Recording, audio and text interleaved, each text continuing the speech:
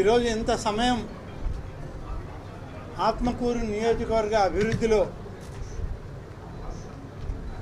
సోదర మంత్రివర్యులు, పార్లమెంటు సభ్యులు, వివిధ శాఖల యొక్క అధ్యక్షులు, పార్టీ నాయకులు అందరూ కూడా ఇక్కడికి రావడం చాలా సంతోషం. అందరితోటి జిల్లా మీడియా అంతా కూడా ఈరోజు ఆత్మకూరులో ఏం జరుగుతుంది, ఏ రకమైన అభివృద్ధిని ముందుకు తీసుకెళ్తున్నారు, ఎన్డీఏ కూటమి నాయకత్వంలో చంద్రబాబు నాయుడు గారు ముఖ్యమంత్రిగా, తెలుగుదేశం పార్టీ శాసనసభ్యులు అనేటువంటిది ఇవాళ మీరందరూ గమనిస్తూ ఉన్నారు. ఉదయం నుంచి మాతోటి 4 గంటల పాటు ఈ ఎండల్లోనే తిరిగారు. చాలా మీ అందరికీ ప్రత్యేకంగా ధన్యవాదాలు. ఒక విషయం,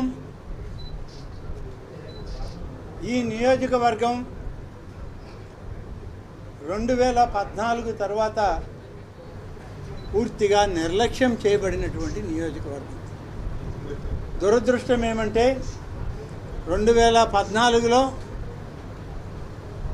తెలుగుదేశం పార్టీ అధికారంలోకి వచ్చినా ఇక్కడ శాసనసభ్యులు వైఎస్ఆర్ కాంగ్రెస్ పార్టీ వాళ్ళు. తర్వాత మళ్ళీ 5 సంవత్సరాల కాలం వైఎస్ఆర్ కాంగ్రెస్ పార్టీ అధికారంలోకి వచ్చి ప్రభుత్వం వచ్చి ఇక్కడ శాసనసభ్యులు కూడా అన్నదమ్ములు, ఇద్దరు శాసనసభ్యులు, మంత్రివర్యులు కూడా ఈ ప్రాంతం నుంచి 10 సంవత్సరాల కాలం ఏమి అభివృద్ధి జరిగింది అని అంటే, గతంలో ఉమ్మడి ఆంధ్రప్రదేశ్లో చేసిన అభివృద్ధికి 1% అభివృద్ధి కూడా ఈ ప్రాంతంలో శాసనసభ్యులుగా ఉన్నవాళ్ళు వాళ్ళు కలపలేకపోయారు. 10 సంవత్సరాలు నిర్లక్ష్యం చేశారు. ఎన్నికల సందర్భంలో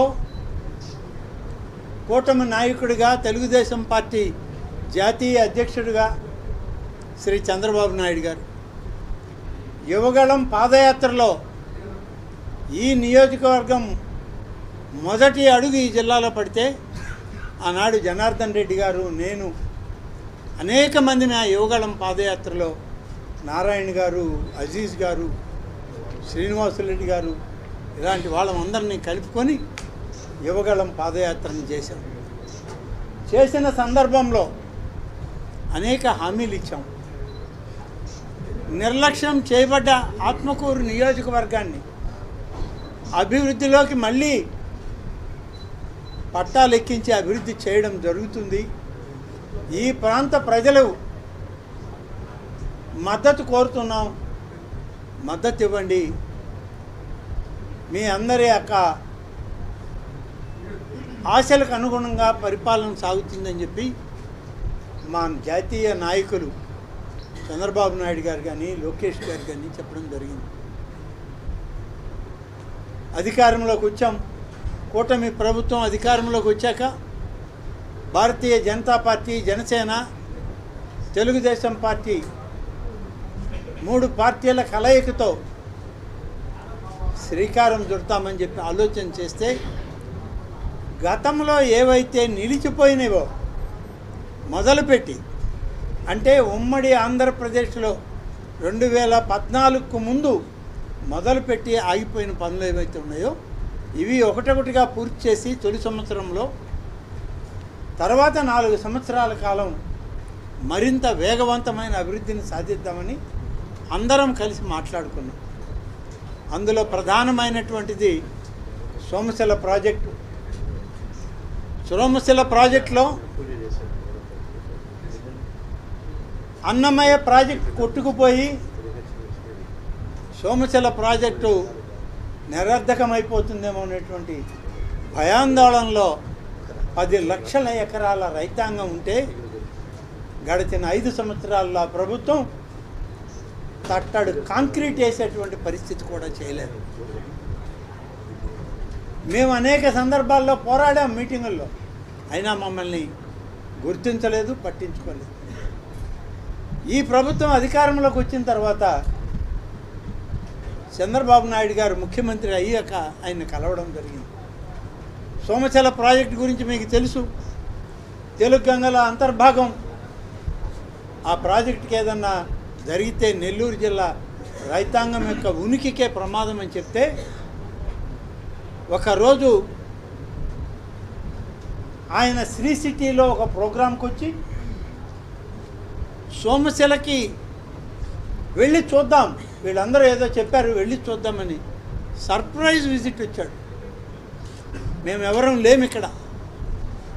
నేను ఎక్కడ మ్యాంగ్లూరులో ఉన్నాను,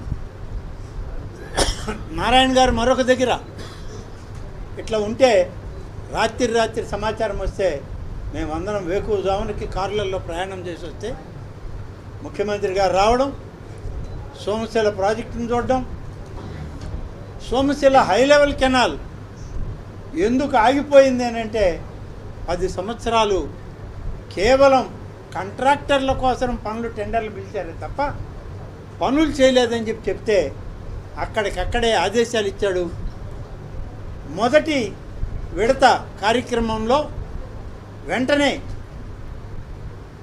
ఆ 2 రిజర్వాయర్లు చేయండి, తర్వాత మిగిలినవి ఒకటమ్మడి ఒకటి చేయండి అని సోమశిల హై లెవెల్ కెనాల్ పనులు ప్రారంభించమని స్పాట్లో ఆదేశాలు ఇచ్చినటువంటి ముఖ్యమంత్రి ఈరోజు చంద్రబాబు నాయుడు గారు. ఆ తర్వాత అనేక అభివృద్ధి కార్యక్రమాలు ఉన్నాయి, నిలిచిపోయినాయి అంటే మీరు పొండి నియోజకవర్గాలు కలవండి, ప్రజల మన్నలను పొందండి, వారిని అడగండి, ఏ సమస్య ఉన్నా మన ప్రభుత్వం తీరుస్తుంది అన్నారు. వచ్చి చూసాం. బీసీ రెసిడెన్షియల్ స్కూల్ మంజూరైంది, ఎక్కడ పెట్టాలో తెలియదు. సంవత్సరానికి 1,50,00,000 ఖర్చు అవుతుంది దీనికి. నాన్ టీచింగ్ పిల్లలు వాళ్ళకి కావాల్సిన అనేక సౌకర్యాలు ఏం చేద్దామని అంటే అప్పుడు 2014కు ముందే మొదలుపెట్టిన ఈ భవనాలు ఖాళీగా ఉంటే దీనిలోకి పెడదామని చెప్పి ఆలోచిస్తే, అలాగే సవితమ్మ మా సోదరి అన్న మీరు పెట్టండి, మొదలు పెట్టండి, అవసరమైన భవనాలకి నిధులు కేటాయించడానికి ప్రయత్నం చేద్దామని చెప్పి వారు హామీ ఇవ్వడం, నారాయణ గారు, జనార్దన్ రెడ్డి గారు, ఇన్ఛార్జి మంత్రి గారు అందరూ కూడా ఈ భవనాన్ని తీసుకుంటున్నామంటే అందరూ ఆమోదించి ఈ భవనాల్లో బీసీ గర్ల్స్ రెసిడెన్షియల్ స్కూల్ తాత్కాలికంగా ఇక్కడ మొదలు పెట్టడం ఈ అకాడమిక్ ఇయర్లో. లేకుంటే ఒక అకాడమిక్ ఇయర్ వెళ్ళిపోతుంది, 1 సంవత్సరం వెనకబడతారు పిల్లలు. అందుకని వెంటనే ఇక్కడ ప్రారంభించాలని మొదలుపెట్టారు. ఇది కంటిన్యూ అవుతుంది. త్వరలోనే ఆత్మకూరులో దాదాపు 8-10 ఎకరాల స్థలాన్ని కేటాయిస్తామని కలెక్టర్ గారు హామీ ఇచ్చారు. నారాయణ గారు, ఇన్ఛార్జి మినిస్టర్ గారు ఇప్పటికే వారికి సూచనలు ఇవ్వడం జరిగింది. మనకి ప్రభుత్వ భూమి ఉంది, ఈ భూమిలో నిధులు కేటాయించుకొని కొత్త భవనాలకి దీన్ని మార్పు చేస్తాం. దీనిలోనే ఒక ఐటీఐ మొదలైంది. ఈ ఐటీఐ కూడా సంఘంలో ఉండాల్సిన ఐటీఐ భవన వసతిలోకి ఇక్కడ పెట్టారు. ఇప్పుడు దానికి భవనాలని కొంతమంది దాతలు ముందుకు వచ్చి ఇస్తామంటే ఈ ఐటీఐని అక్కడికి మారుస్తాం. ఇక్కడ ఈ పాలిటెక్నిక్ కాలేజ్ ఉంటుంది, రెసిడెన్షియల్ స్కూల్ గర్ల్స్ ఒకటి ఉంది, బీసీ గర్ల్స్ రెసిడెన్షియల్ స్కూల్ ఒకటి వస్తుంది. ఇవన్నీ కూడా ఇక్కడ జరుగుతాయని చెప్పి నేను మీకు మనవి చేస్తాను. అభివృద్ధి అంటే మనం తెల్ల చొక్కాలు వేసుకోవడం కాదు అభివృద్ధి. ఈ ప్రాంతంలో ఉన్న ప్రతి కుటుంబం, పేదరికంలో ఉన్నటువంటి వాళ్ళు మంచి విద్యాబుద్ధులు నేర్చుకోవాలి, మంచి విద్యా సంస్కృతిని అలవాటు చేసుకోవాలి, సంస్కృతి సాంప్రదాయాలకి అలవాటు పడాలి, వాళ్ళకి మంచి భవిష్యత్తు రావాలన్న లక్ష్యంతో పనిచేసే ప్రభుత్వంలో ఈరోజు బహుశా ఆత్మకూరు మీడియాకి అంతా తెలుసు. ఆర్ఎన్బి గెస్ట్ హౌస్ ఎప్పుడు ప్రారంభించారు? ఇక్కడ 12 సంవత్సరాలప్పుడు నేనే శంకుస్థాపన చేశాను. ఇప్పుడు దాన్ని ప్రారంభించడానికి జనార్దన్ రెడ్డి గారు నిధులిచ్చి అన్న 6 మాసాల్లో దీన్ని పూర్తి చేసి మొదలు పెడదామంటే పూర్తయింది అన్న, నువ్వు రా మొదలు పెడుతూ అంటే వచ్చారు. అంటే ఎంత నిర్లక్ష్యంగా ఈ నియోజకవర్గం ఉండిపోయిందో ఒకసారి గమనించండి. ఇవాళ ఒకటొకటి చేస్తూ వస్తున్నాం, అన్నీ మొదలు పెడతాం, అన్నీ చేస్తాం. అమృత్ 2 కింద త్రాగునీరు వస్తీ 3 రోజులకా 4 రోజులకా ఆత్మకూరు పట్టణంలో నీరు వస్తుంటే సోమశల నుంచి ఒక డెడికేటెడ్ లైన్ ఇచ్చి 95 కోట్ల రూపాయలతో 12 ఏళ్ల క్రితం మంచినీళ్ళు ఇచ్చాం. 10 ఏళ్ల తర్వాత వస్తే మళ్ళీ 4 రోజులకు ఒక రోజే. నారాయణ గారిని అడిగితే అమృత్ 2 పథకంలో దీనికి అవసరమైన 10 కోట్ల రూపాయలు అవుతాయంటే ఇస్తాము, మార్చిలో ఇస్తాను అని చెప్పి హామీ ఇచ్చారు. మున్సిపాలిటీ అయింది, బ్యూటిఫికేషన్ కావాలి, కొంచెం అందమైన పార్కులు ఉంటే బాగుంటుందంటే 2 కోట్ల రూపాయలు ఇస్తామని హామీ ఇచ్చారు. ఇవన్నీ కూడా ఇవాళ ప్రభుత్వంలో సాధించుకోగలుగుతున్నాం.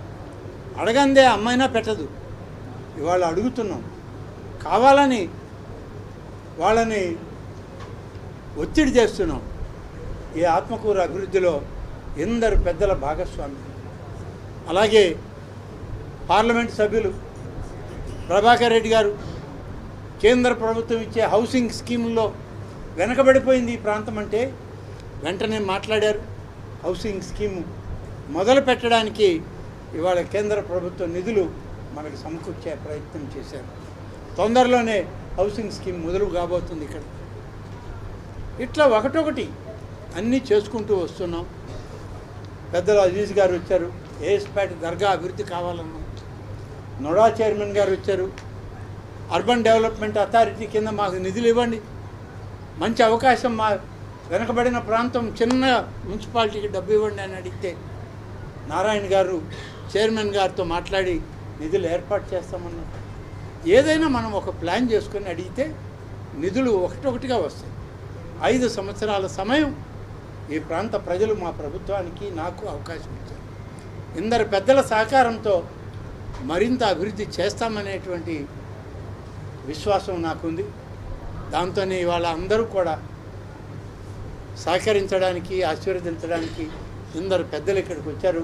వారందరికీ ప్రత్యేకంగా నేను ధన్యవాదాలు తెలియజేస్తూ మా సవితమ్మ గారిని ముందు వారు మాట్లాడతారు, తర్వాత జనార్దన్ రెడ్డి గారు మాట్లాడతారు.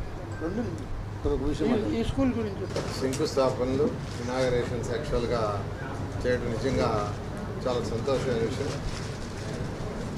గౌరవనీయ మంత్రివర్యులు రామనారాయణ రెడ్డి గారు అనేక డిపార్ట్మెంట్లతో కోఆర్డినేట్ చేసి ఆ డిపార్ట్మెంట్ యొక్క మంత్రులతో మాట్లాడి ఈరోజు ఈ యొక్క కాన్స్టిట్యున్సీకి అనేక ఫండ్స్ తీసుకొస్తున్నారు. నేనైతే మంత్రి కాగానే నా వెనకాల పడ్డారు, నాకు అర్బన్ అథారిటీలు అందిస్తావు, మున్సిపాలిటీకి అందిస్తామని ఆల్రెడీ కొంత శాంక్షన్ చేసి కూడా తీసుకున్నారు. ఈ విధంగా ఈరోజు ఈ కాన్స్టిట్యున్సీలో అనేక డెవలప్మెంట్స్ ఈరోజు జరుగుతున్నాయనే దానికి నిదర్శనం ఈరోజు చేసిన ఇనాగరేషన్స్, శంకుస్థాపనలో. టిట్కో హౌస్కి వస్తే ఈరోజు టిట్కో హౌస్ కాలనీలో ఒక టెంపుల్, యాక్చువల్గా టెంపుల్కి శంకుస్థాపన జరిగింది. గౌరవనీయ మంత్రివర్యులకి ప్రత్యేక ధన్యవాదాలు తెలియజేస్తున్నాను. ఎందుకంటే 63 ప్లేసుల్లో టిట్కో హౌస్ కాలనీస్ ఉన్నాయి రాష్ట్రంలో. 2014-19లో ఆ రోజు ముఖ్యమంత్రి గారు ఒకటే చెప్పారు, ప్రతి తల్లి తన భర్తతో పిల్లలతో ఆనందంగా ఉండే ఇల్లు కట్టున్నారని అన్నాడు. ఇదే అన్నది. ఎంత ఖర్చైనా పర్వాలా, గత ప్రభుత్వం లాగా 4 గోడలు కట్టి స్లాబ్ వేయటం కాదు, భర్తతో పిల్లలతో ప్రతి తల్లి ఆనందంగా ఉండాలా అని అంటే అనేక దేశ విదేశాలు స్టడీ చేసి ఆ తర్వాత ముఖ్యమంత్రి గారికి వివరించడం. అయితే ఇలా కట్టాలంటే కొంత ఖర్చు ఎక్కువ వద్దంటే అయినా పర్వాలేదు అని అంటే యాక్చువల్గా టిట్కో హౌసెస్ని డిజైన్ చేసాం. భారతదేశంలో ఎక్కడా లేవు, ఆంధ్ర రాష్ట్రంలో చేసి ఇప్పుడు అన్ని రాష్ట్రాలు మొదలుపెట్టారు. అలా ఆ రోజు 7 లక్షల హౌసెస్ శాంక్షన్ చేసాం. 7 లక్షల హౌసెస్ ఈ రాష్ట్రానికి చేసాం. భారతదేశంలో ఏ రాష్ట్రానికి శాంక్షన్ చేయాల. కేంద్ర ప్రభుత్వం కూడా ఇచ్చింది వాళ్ళ షేరు. 4,90,000 ఇళ్ళకి టెండర్లు పిలిచి గ్రౌండ్ చేస్తే గత ప్రభుత్వం, వైసీపీ ప్రభుత్వం మా మీద కక్ష సాధింపుతో, ఆ తల్లుల మీద కక్ష సాధింపుతో ఆ 4,90,000ని 2,61,000 కుదిచ్చేసాం. ఆ 2,61,000 మేము సగం కట్టేసాం. ఆ 2,61,000 ఫౌండేషన్ అయ్యి 2 ఫ్లోర్ వరకు అయిపోయింది. కానీ ఎవరన్నా పూర్తి చేసేట్టు ఎవరు కూడా చేయాల. పాలసీలు మార్చేశాడు, గందరగోళం చేశాడు. ఈరోజు ఆ 2,61,000 కంప్లీట్ చేయాలంటే 7,000 కోట్లు రాగాల్సి వస్తుంది. 7,000 కోట్లు అంతా ఇంత కాదు. ఏం చేయాలో అర్థం కాక ముఖ్యమంత్రి గారితో ఇంతవరకు 4 సార్లు రివ్యూ చేశాం. అయితే మొన్నే ముఖ్యమంత్రి గారు ఆదేశం ఇచ్చారు. ఈ 2,61,000లో ఫస్ట్ 430 చదరపు అడుగులు ఉండే ఇళ్ళు, 365 ఉండేవి రేపు జూన్ 12 కల్లా కంప్లీట్ చేయండి. ఆ తర్వాత 300 కూడా చేయడానికి ఎలా అనేది వర్కౌట్ చేయమన్నారు. ఈ విధంగా ఈరోజు ఖజానా ఖాళీ అయినా గత ప్రభుత్వం జగన్మోహన్ ఖజానా ఖాళీ చేసిపోయాడు. 10 లక్షల కోట్లు అప్పు చేశాడు. మున్సిపల్ శాఖలు అయితే ప్రజలు కట్టిన ట్యాక్సులు, మున్సిపల్ ట్యాక్సులు, ఇంటి ట్యాక్సులు, వాటర్ ట్యాక్సులు, బిల్డింగ్ కట్టి అన్నీ వాడేశాడు, అన్నీ డైవర్ట్ చేశాడు. ఎలా డైవర్ట్ చేశాడు కూడా తెలియదు. కేంద్ర ప్రభుత్వం ఇచ్చిన 474 కోట్లు 15th ఫైనాన్స్ డబ్బులు కూడా వాడేశాడు. అయితే ఈ ప్రభుత్వం రాగానే ముఖ్యమంత్రి గారు చెప్తే ఆ 475 కోట్లు రిలీజ్ చేశారు, మున్సిపాలిటీస్కి ఇచ్చాం. మళ్ళీ 300 కోట్లు కేంద్రం రిలీజ్ చేసింది. అవి కూడా తొందరలో ఇవ్వబోతున్నారు. అవి ఇస్తే మళ్ళీ 1000 కోట్లు కేంద్రం నుంచి వస్తాయి. అంటే కేంద్రం ఇచ్చిన 15th ఫైనాన్స్ డబ్బులు అవి ఏ మున్సిపాలిటీకి ఆ మున్సిపాలిటీస్ వాళ్ళు కౌన్సిల్లో రిజల్యూషన్ పాస్ కొని వాడుకోవాలా, దాన్ని కూడా డైవర్ట్ చేశాడు.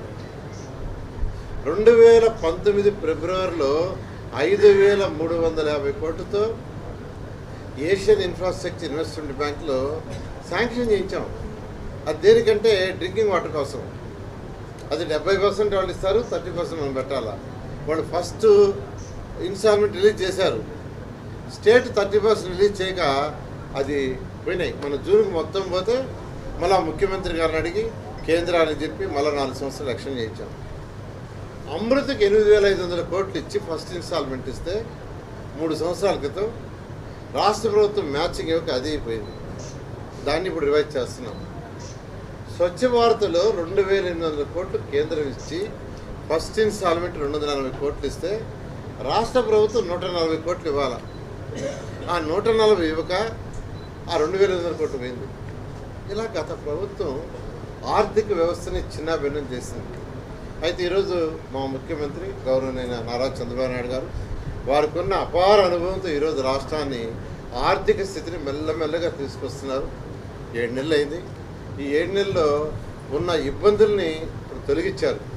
అయితే ఇప్పుడిప్పుడే రాష్ట్రం కోరుకుంటుంది. అందువల్ల రాష్ట్ర ప్రజలకి, ప్రత్యేకంగా నెల్లూరు ప్రజలందరికీ నేను చెప్పేది ఒకటే, కొద్దిగా ఓపిక పట్టండి. త్వరలో అమృత ప్రాజెక్టు, మున్సిపల్ ఏరియాలో అయితే అమృత ప్రాజెక్ట్ని టేకప్ చేస్తున్నాం. ఏషియన్ ఇన్ఫ్రాస్ట్రక్చర్ ఇన్వెస్ట్మెంట్ బ్యాంక్ చేస్తున్నాం. త్వరలో 1,300 కోట్ల రూపాయలు 15th ఫైనాన్స్ డే నుంచి 3 ఇన్స్టాల్మెంట్ త్వరలో రిలీజ్ చేస్తాం. మీరేదైతే ఎలక్షన్కి ముందు ఎన్డీఏ ప్రభుత్వం ఏదైతే ప్రజలకి ప్రామిస్ చేస్తాం ఇవన్నీ చేస్తామని తెలియజేస్తూ మరొకసారి 63 టిట్కో హౌస్లో ఈరోజు ఆత్మగురులు ఎలా అయితే 20 లక్షల రూపాయలు టెంపుల్కి శాంక్షన్ చేశారో టిట్కో హౌస్లో టెంపుల్ కట్టడానికి 63 టిట్కో హౌస్లో టెంపుల్స్ కట్టడానికి గవర్నర్ మంత్రి గారు రామనారాయణ గారు శాంక్షన్ చేస్తున్నారు. వారికి ప్రత్యేకంగా టిట్కో హౌస్ అందరి తరఫున ధన్యవాదాలు తెలియజేస్తారు. ఒక్క నిమిషం అన్న ప్రభా. ముఖ్యంగా R&B డిపార్ట్మెంట్కు సంబంధించి గత పాలకులు చేసినటువంటి పాపాల వలన ఈరోజు రోడ్ల పరిస్థితి అందరూ చూస్తూ ఉన్నారు. యావత్ భారతదేశమే ఒకటే కాకుండా ఇక్కడికి వచ్చేటువంటి అనేక పరిశ్రమలు కూడా వెనక్కిపోవడము, గత పాలకులు చేసిన పాపాల వలన ఏదైతే ఈ యొక్క R&Bకి సంబంధించిన రహదారులన్నీ కూడా గుంతలమయమై మన మీద జోకులేసే కార్యక్రమాలు కూడా జరిగింది మన రాష్ట్రం మీద. అటువంటి పరిస్థితులలో గౌరవ ముఖ్యమంత్రి గారి ఆదేశాల మేరకు ఇక్కడ మోటార్ వెహికల్ మూవ్మెంట్కి లేనిటువంటి రోడ్లకు దాదాపుగా 27,000 కిలోమీటర్లన్నింటినీ కూడా మేము గుర్తించడం జరిగింది. ఆ గుర్తించినటువంటి దానిలో ఇప్పటికే దాదాపుగా 1,180 కోట్ల రూపాయలు వెచ్చించి జీవోలు ఇచ్చి 79% కూడా రాష్ట్రంలో 27,000 కిలోమీటర్లకు గాను దాదాపుగా ఈ రోజుకి 18,000 చిల్లర కిలోమీటర్లు కూడా వేయడం జరిగింది. దాదాపుగా 79% నుంచి 80% వరకు క్లియర్ చేశాము. ఈరోజు నేను వైఎస్ఆర్ పార్టీ వారికి సవాల్ చేస్తూ ఉన్నా. మొన్ననే సాక్షి పత్రికలో రాశారు ఒక నెల కిందట 47,000 కోట్లు ఖర్చు పెట్టిన ప్రభుత్వం వైఎస్ఆర్ ప్రభుత్వం అని. మరి మీరు 47,000 కోట్ల రూపాయలు ఖర్చు పెడితే ఈరోజు ఈ యొక్క గుంతలు ఉండేటువంటి రహదారులు ఎక్కడికి పోయినాయి? మీరు ఖర్చు పెట్టేటువంటి కూడా మింగేశారా? ఎటు పోయాయి ఆ నిధులన్నీ కూడా నేను ప్రశ్నిస్తూ ఉన్నాను, ఎక్కడికి పోయాయని. ఈరోజు మా ప్రభుత్వం వచ్చిన తర్వాత గత ప్రభుత్వంలో ఎవరైనా ఒక R&B కాంట్రాక్టర్ అంటే తల ఎత్తుకొని తిరిగేవారు. ఈరోజు తల ఎత్తుకోలేనటువంటి పరిస్థితులు ఉండి గత ప్రభుత్వం ఇచ్చినటువంటి ఏదైనా చేసిన పనులకు కూడా అప్పు కట్టలేకపోతే నాబార్డు ద్వారా కానీ NDB ద్వారా కానీ ఇవన్నిటి వారి ద్వారా కూడా దాదాపుగా 2,500 కోట్ల రూపాయలు వారు చేసినటువంటి బిల్లులకు మా ప్రభుత్వం వచ్చిన తర్వాత గౌరవ ముఖ్యమంత్రి గారు శ్రీ నారా చంద్రబాబు నాయుడు గారు ఇవ్వడం జరిగింది. ఇది ఒక్కటే కాదు, ఈరోజు రహదారులు బాగుపడాలి. ఎప్పుడైతే రహదారులు మనకు బాగుపడతాయో, ఈరోజు ఇన్ఫ్రాస్ట్రక్చర్ బాగుంటే పరిశ్రమలు వస్తాయి, టూరిజం పెరుగుతుంది అనేటువంటి ఉద్దేశంతో మా ముఖ్యమంత్రి గారు నేషనల్ హైవేకు సంబంధించింది కూడా దాదాపుగా ఈ ప్రభుత్వం వచ్చిన తర్వాత 80,000 కోట్ల నుంచి 90,000 కోట్ల రూపాయలు నిధులు గౌరవ మంత్రి శ్రీ గడ్కరీ గారి దగ్గర నుంచి కూడా శాంక్షన్ చేయడం జరిగింది. ఈరోజు నేషనల్ హైవేస్ వచ్చాయంటే, ఈరోజు గతంలో ఇన్ని రోడ్లు బాగున్నాయంటే గతంలో శ్రీ నారా చంద్రబాబు నాయుడు గారు చేసినటువంటి కృషి, వారు తీసుకునే నిర్ణయాల వలనే ఇన్ని నేషనల్ హైవేస్ వచ్చి ఈరోజు మనందరికీ కూడా ఏ జిల్లాకు పోయినా నేషనల్ హైవేస్ కూడా గత ప్రభుత్వంలో చేసినటువంటి చెప్పి గొప్పగా చెప్పుకోవడానికి మేము ఈరోజు గర్వంగా ఫీల్ అవుతూ ఉన్నాం.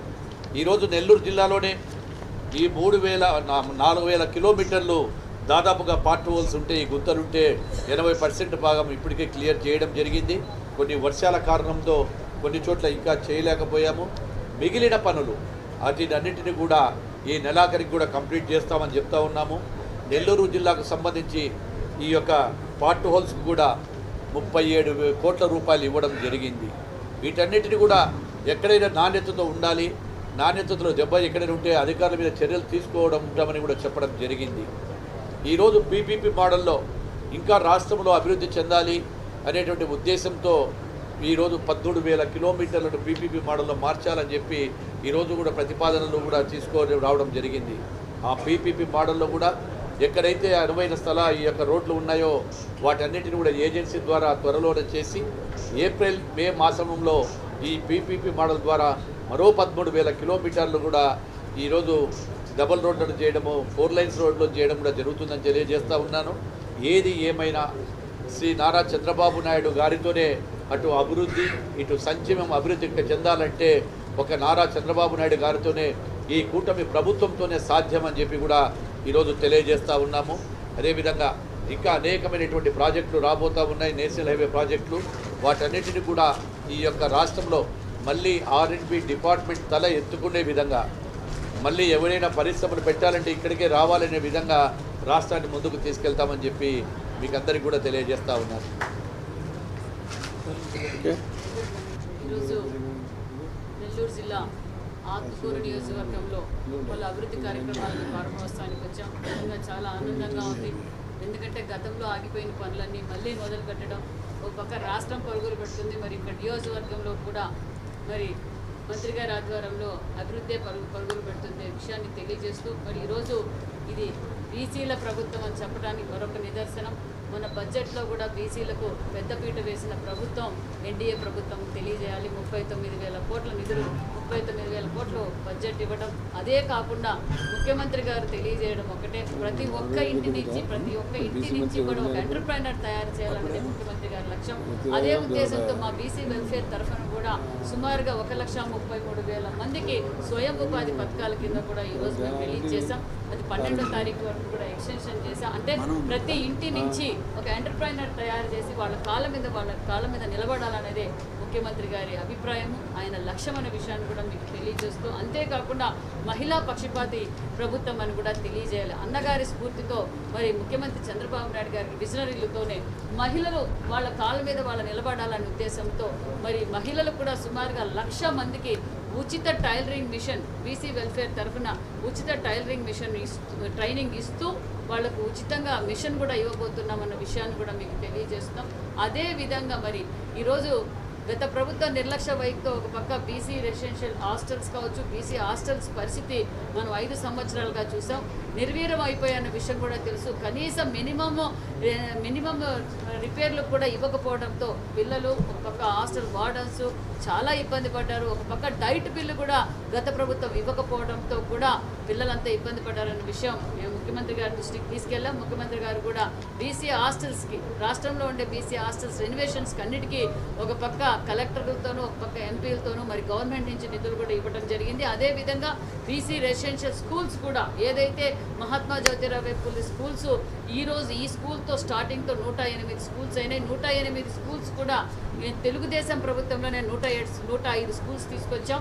అందులో ఓన్లీ గత ప్రభుత్వం 2 స్కూల్స్ తీసుకొచ్చారు, 2 ఎంజేపీ హాస్టల్స్ తీసుకొచ్చారు. అందులో కూడా పూర్తి చేయక పులివెందల్లో కూడా బీసీ హాస్టల్స్ అలాగే నిర్వీర్యంగా ఉండిపోయినాయి. దగ్గరలో అది కూడా పూర్తి చేసి పిల్లలకు అంకితం చేయబోతున్నామనే విషయాన్ని కూడా తెలియజేస్తూ, అంతేకాకుండా ఇప్పుడు బీసీ హాస్టల్స్లో డైట్ బిల్లు ఇస్తూ మరి ఆడపిల్లలు కావచ్చు, మగపిల్లలు కావచ్చు, వాళ్ళకి ఇన్వర్టర్స్, ఆర్ఓ ప్లాంట్లు, అదేవిధంగా సీసీ కెమెరాలు ఇస్తూ మరి ముఖ్యమంత్రి గారు ఒక పక్క నారా లోకేష్ బాబు గారు కూడా ఈరోజు పిల్లలందరికీ స్కూల్ బ్యాగ్స్ కావచ్చు, కార్పెట్స్ కావచ్చు, బ్లాంకెట్స్, అదేవిధంగా బుక్స్తో పాటు మరి పిల్లల హాస్టల్లో ఉన్న ఆల్ వెల్ఫేర్ పిల్లలందరికీ కూడా వచ్చే సంవత్సరం మరి సన్న బియ్యంతో పిల్లలకి భోజనం కూడా పెట్టాలనేది నారా లోకేష్ బాబు గారు మన క్యాబినెట్ రోజు కూడా ప్రతిపాదించారు. అందుకు క్యాబినెట్ కూడా ఆమోదించిన విషయాన్ని కూడా తెలియజేస్తూ బీసీల ప్రభుత్వం ఎన్డీఏ ప్రభుత్వాన్ని కూడా తెలియజేస్తూ, అంతేకాకుండా ఏదైతే మాట చెప్పారో ఆ మాట నిలబెట్టుకున్న ముఖ్యమంత్రి మాన్యశ్రీ చంద్రబాబు నాయుడు గారు అనే విషయాన్ని కూడా తెలియజేస్తాం. ఒక పక్క నరేంద్ర మోడీ గారి ఆశీర్వాదంతో ఒక పక్క పోలవరం కావచ్చు, అమరావతి కావచ్చు, మరి విశాఖ హుక్కు కావచ్చు, రైల్వే జోన్ కావచ్చు, ఈరోజు ప్రతి గ్రామంలోనూ కూడా ఎన్ఆర్జీఎస్ ద్వారా ఒక పక్క రోడ్లు జరుగుతున్నాయి, పొలం పిలిచింది కార్యక్రమాలు కావచ్చు. భారతదేశంలో ఏ రాష్ట్రంలోనే ఈ విధంగా పెన్షన్ 4,000 రూపాయలు పెన్షన్ ఇస్తున్న ప్రభుత్వం ఎన్డీఏ ప్రభుత్వం అని కూడా తెలియజేస్తూ మరి అన్ని అభివృద్ధి ధ్యేయంగా పనిచేస్తున్నాం. రాష్ట్ర వ్యాప్తంగా ఈరోజు అన్నా క్యాంటీన్లు ఓపెన్ చేశాం. ఒక పక్క డొక్కా సీతొక్క మధ్యాహ్నం భోజనం కార్యక్రమాన్ని కూడా మొదలుపెట్టాం. చెప్పకూడని కూడా మేము చేశాం. దీపం 2 కింద సిలిండర్లు ఇచ్చాం. అభివృద్ధి ధ్యేయంగా పనిచేస్తుంది. అనేక పరిశ్రమలు మొన్నటి రోజు దావూస్ వెళ్ళారు, ఇతర దేశాలకు వెళ్ళి కూడా ఈరోజు లోకేష్ బాబు గారు కావచ్చు ఏదైతే మాట చెప్పారో 20 లక్షల ఉద్యోగాలు ఇస్తున్నాం, ఉపాధి చూపిస్తాం, సంపద సృష్టించగలం, సంక్షేమ పథకాలు ఇవ్వగలం ప్రభుత్వం ఎన్డీఏ ప్రభుత్వం. మరి అన్ని ఒక్కొక్కటిగా అభివృద్ధి ధ్యేయంగా పనిచేస్తున్నాం. మరి వైసీపీ పార్టీ నాయకులు ఇంకా ఏదేదో మాట్లాడుతున్నారు. వాళ్ళ ప్రభుత్వం ఏం చేసిందో ప్రజలందరికీ తెలిసే 11 సీట్లకు పరిమితం చేశారన్న విషయం వాళ్ళ ప్రజలందరికీ అర్థమైంది. మరి నిన్నటి రోజు మొన్నటి రోజు ఏదో మాట్లాడుతున్నారు. ఖచ్చితంగా ఎన్డీఏ ప్రభుత్వంలో సూపర్ 6 పథకాలు చేయబోతున్నామన్న విషయాన్ని కూడా తెలియజేస్తూ దగ్గరలోనే తల్లి వందనం, రైతు భరోసా కూడా దగ్గరలోనే ఇవ్వబోతున్నామన్న విషయాన్ని కూడా మీకు తెలియజేస్తున్నాం. ఈరోజు ఆత్మకూరు శాసన సభ్యులు మన ఎండోమెంట్స్ మినిస్టర్ రామనారాయణ రెడ్డి గారి రకరకాల అభివృద్ధి కార్యక్రమాలు, శంకుస్థాపనలు వచ్చేసిన మంత్రులు సబితమ్మ గారు, నారాయణ గారు, ఫరూక్ గారు, జనార్దన్ రెడ్డి గారు, అజీజ్ అందరూ కూడా ప్రతి ఒక్కరికి ధన్యవాదాలు. ఈరోజు మీరు చూసుంటారు దాదాపు 30,000 టిట్కో ఇల్లు నెల్లూరుకి శాంక్షన్ అయి ఉన్నాయి, నెల్లూరు జిల్లాకి. దాంట్లో 1056 ఇళ్ళు ఆత్మకూరుకే శాంక్షన్ అయి ఉంది. ఈరోజు రామాలయం గుడి కట్టడం కూడా ఇప్పుడే నారాయణ సార్ చెప్పినట్టు అది చాలా గొప్ప విషయం. ప్రతి దగ్గర కూడా గుడి కట్టడం అంటే ఈ టిట్కో ఇళ్ళ దగ్గర అది నిజంగా కూడా మన రాష్ట్రం అదృష్టం. రెండోది మీరు చూసుంటారు ఈరోజు రకరకాల అభివృద్ధి పనులు మీరందరూ కూడా చూశారు. మనకి ప్రతి కాన్స్టిట్యున్సీ కూడా ఇట్నే ప్రతి ఒక్క ఎమ్మెల్యేని నేను కోరుకునేది, నేను ఒక ఎంపీగా ప్రతి ఒక్కరూ శ్రద్ధ తీసుకొని ఇట్నే ఎంత కష్టపడి నిధులు తెచ్చుకున్నారో మన